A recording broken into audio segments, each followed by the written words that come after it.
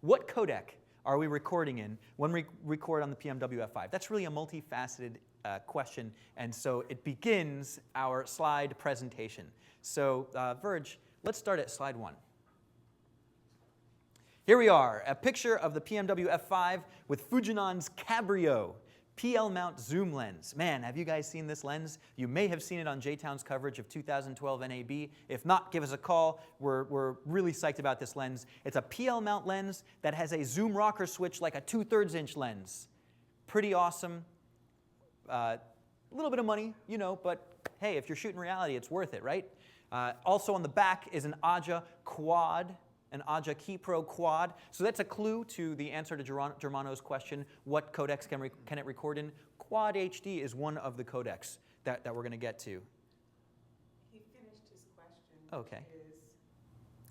What codec will allow us to record 444, 16-bit, and perhaps edit on Final Cut Pro? Fantastic question, until you got to the Final Cut Pro part.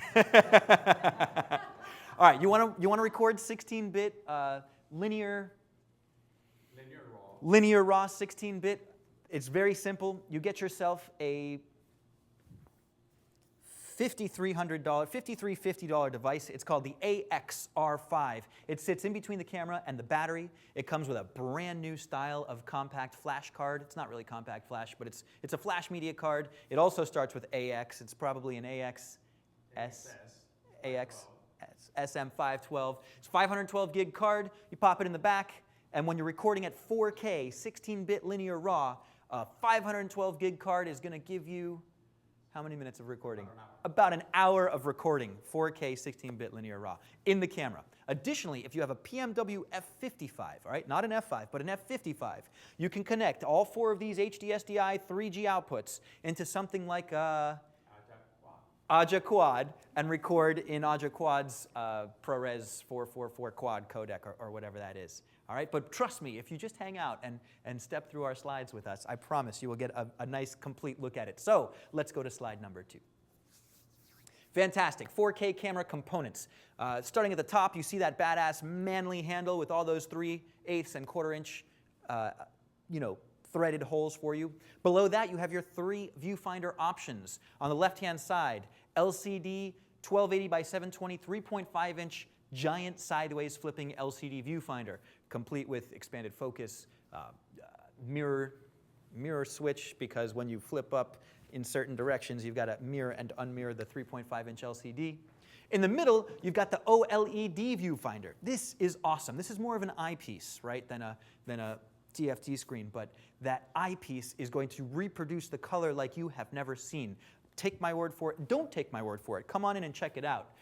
We'll put one of these OLED viewfinders on the F5, and you will be blown away by what 4K can do for you. And finally, we've got sort of this larger 7-inch, that's a 1920 by 1080 7-inch LED panel. Super, super bright. You can use it outdoors in Miami, according to our friends at Sony, and we take their word for it. Below that, you see your camera. You see your special 4K Sony prime lens. They come in sets of 3 and 6, and we'll describe what they are shortly. Behind the camera is that AXS-R5, which is your 4K 16-bit linear raw recorder that takes the AXS-512 raw cards. Finally, behind that is a little battery adapter. No big deal. Super fast battery charger, right? It's a dual battery charger for these non-heating, non-fire starting lithium-ion batteries. To the right of that, you see the 2 cards. The first card is an S/S Pro Plus 64 gig card. And to the right of that is an AXS memory card. All right, maybe you guys are interested in pricing on some of this stuff. I would be if I was in the audience.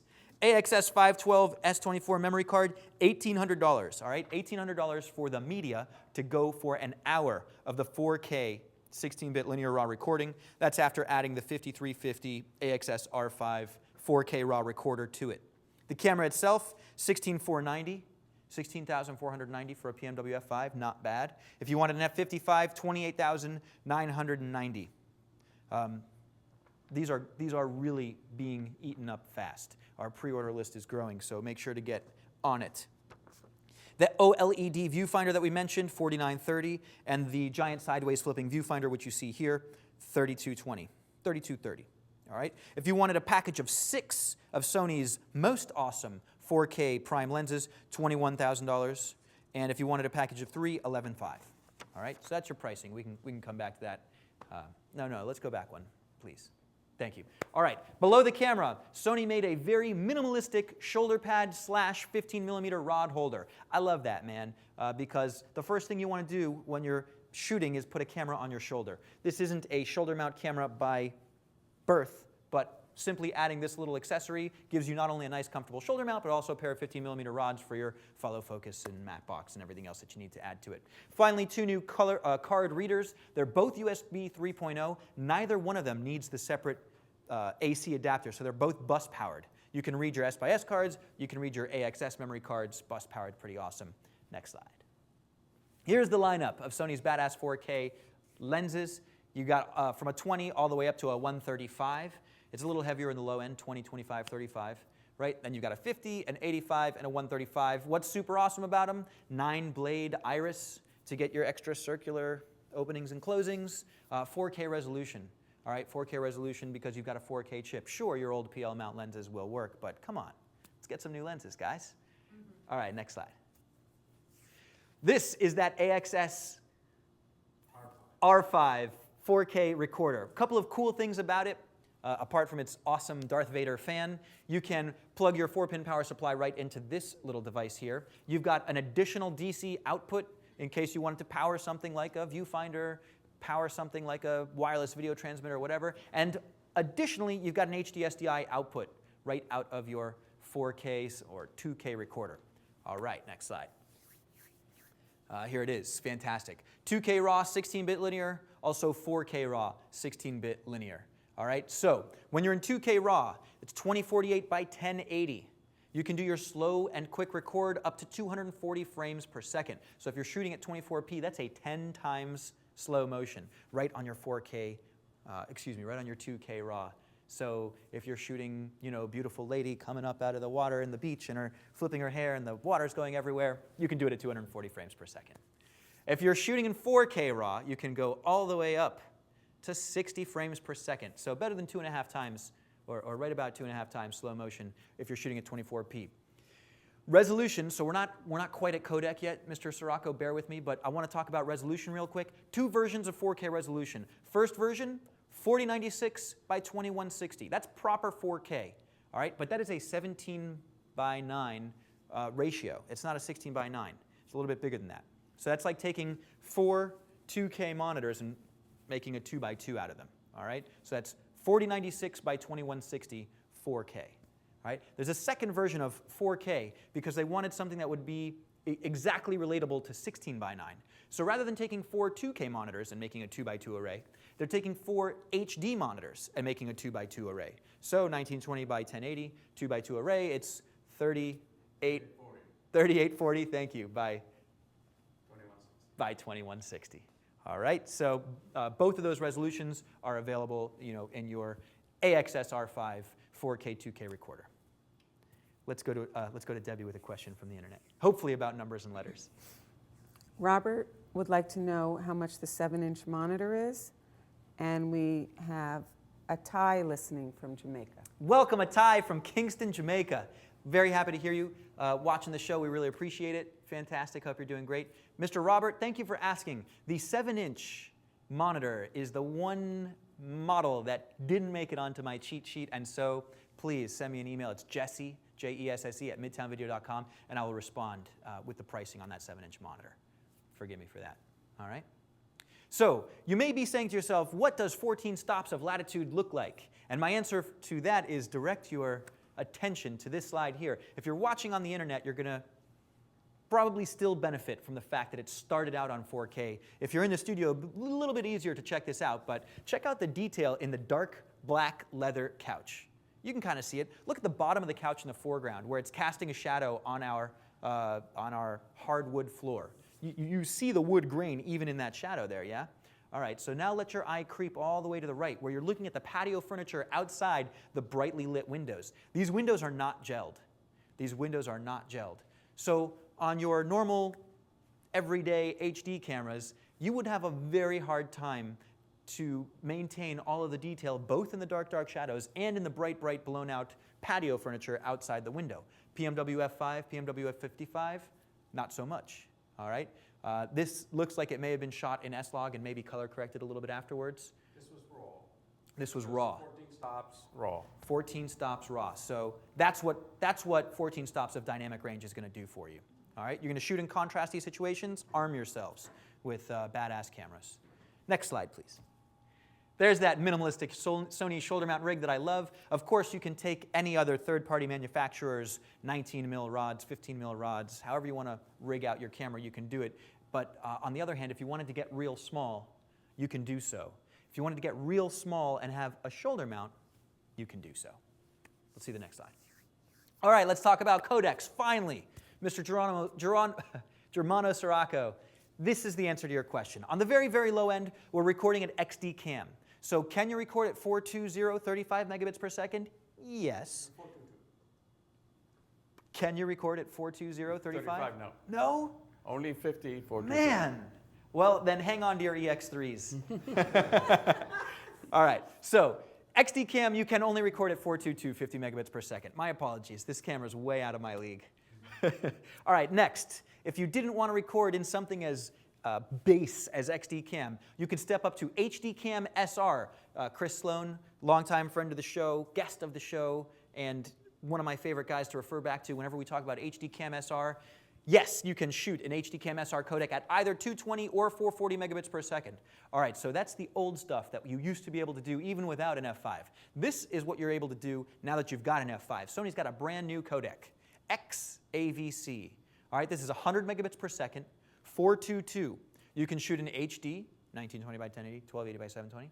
You can shoot in quad HD, which is 3840 by 2160. You can shoot in 2K, 2048 by 2160, or 4K, 4096 by 2160. Badass. XAVC, that's an MPEG-4 codec. All of these, by the way, are wrapped up in MXF wrappers. So Final Cut's going to work with them, Adobe's going to work with them, et cetera, et cetera. And then the reason really to be purchasing a 4K camera, 16-bit linear RAW. So that's what you're going to record when you buy Sony's AXS R5 recorder and their special 512 gig cards. Linear RAW, 16-bit. Do you know the data rate on that? Oh, let's go to the next slide for the data rate on that. No? That's just resolution. 2.4 gigabits. 2.4 gigabits per second on 16-bit linear RAW. All right, so those are your available resolutions. Let's go to the next slide. That was not as impactful as I had hoped. All right, here again are the codecs that you can record in, sort of laid out for you to see. On the bottom, we've got high definition MPEG-2. Yeah, MPEG-2 stuff. So that's your 1920 by 1080, your 1280 by 720, your standard EX3 kind of stuff. Above that, Sony's brand new XAVC codec.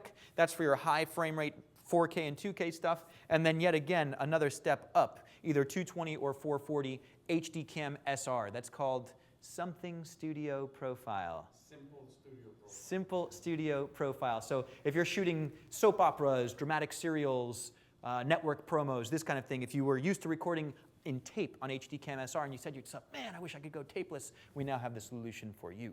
All right? Next slide, please.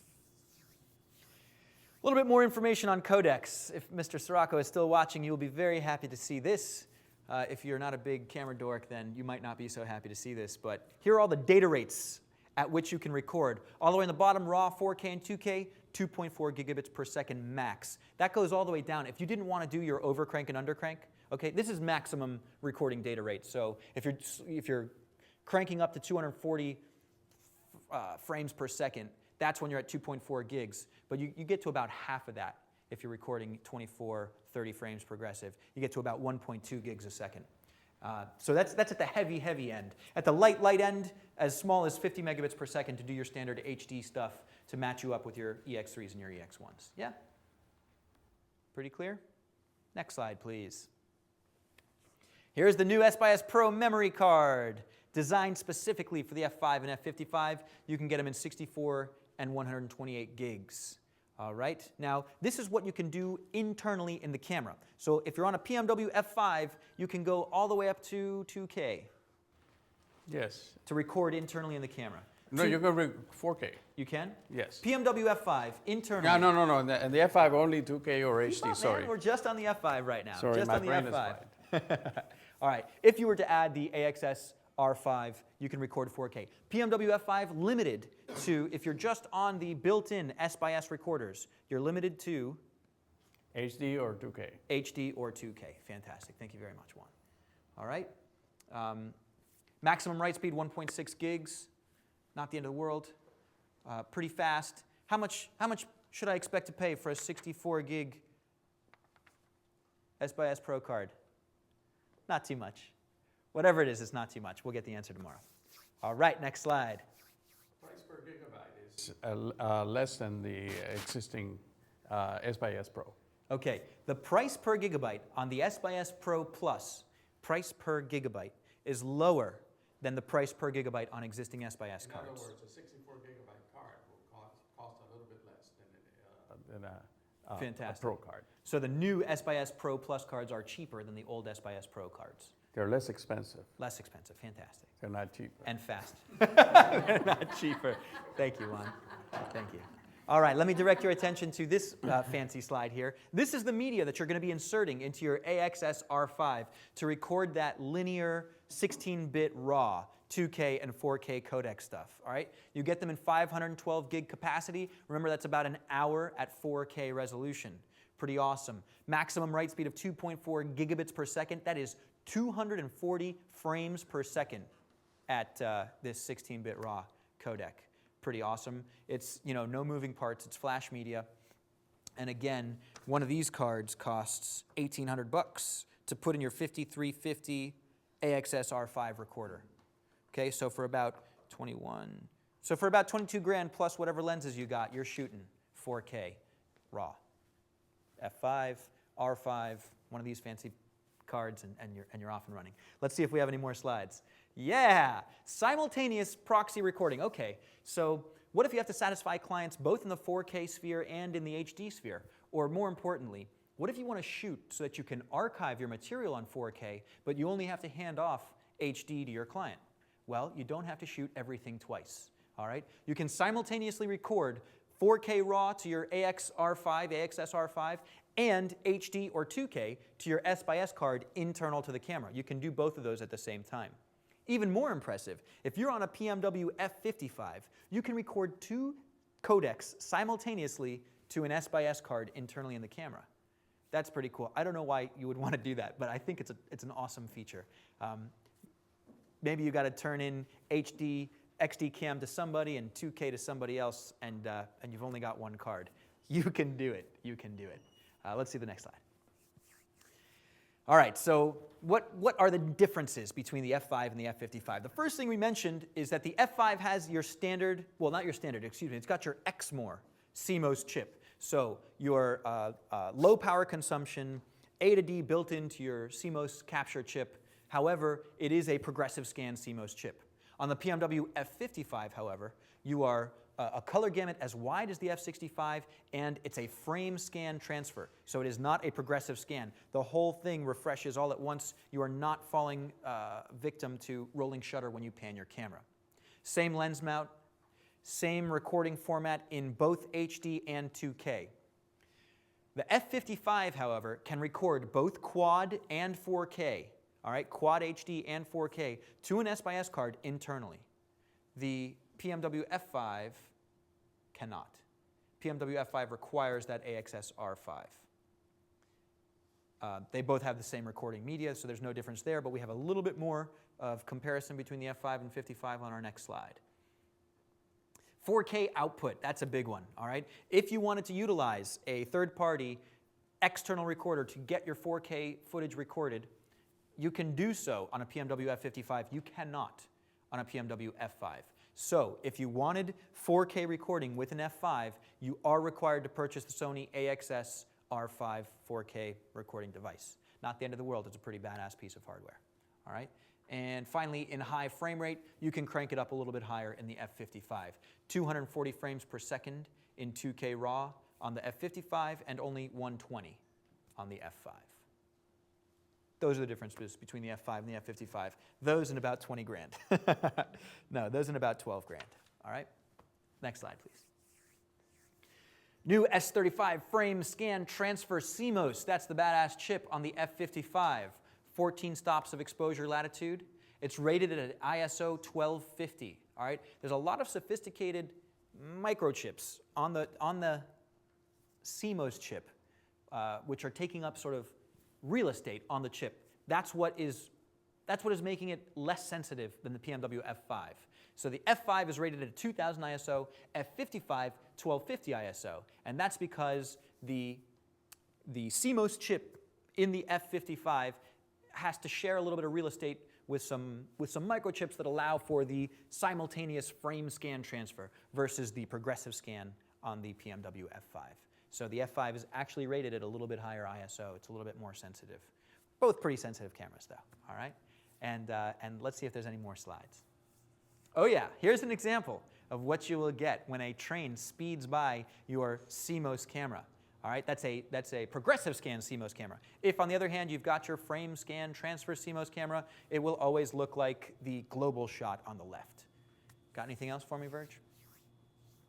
Simultaneous proxy, once again, you can record 4K or Quad HD while simultaneously recording your MPEG-2 HD on the same S/S card. That's pretty awesome. What's that? No, I was thinking of the same one. On the same card at the same time. Pretty wild. That's going to solve a lot of problems, a lot of real-world problems. All right, and next, what do we got? F55 additional features. Right, so we got the global shutter, 4K resolution in the S/S Pro. That's really awesome. Your live 4K output, and a wider high frame rate range. So really, that's the differences between these two cameras. 4K output to an external recorder, 4K internal recording on the PMW F55, and of course the higher frame rate on the PMW F55. Those are the three big ones, right? So the global versus progressive scan monitor, CMOS chip.